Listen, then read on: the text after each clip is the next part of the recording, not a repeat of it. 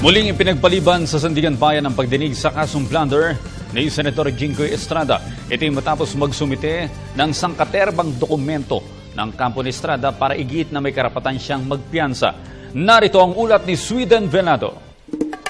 Nagdesisyon ang 5th Division ng Sandigan Bayan na ipagpaliban na muna ang pagdinig sa piyansa para sa kasong plunder nila Senador Jinggoy Estrada at kapwa akusado nitong si Janet Lim Napoles. Nag-adjourn dahil kasi maraming dokumento na pinipresenta yung mga prosecutors, inustyon namin. Baka naman hindi naman kinakailangan ipresenta lahat yun. Dahil bail hearing lang ito, dapat yung pinakamadaling procedure ang dapat sundin.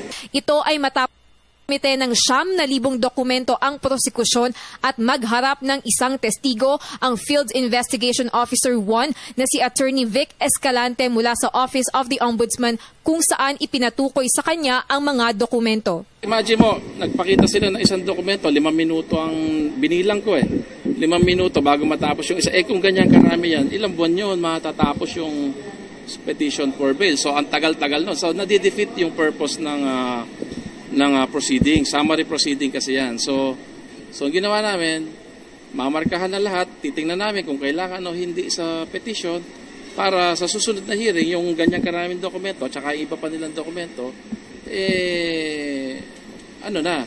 tapos na, napag-usapan na. Para sa Telebisyon ng Bayan, ako si Sweden Velado.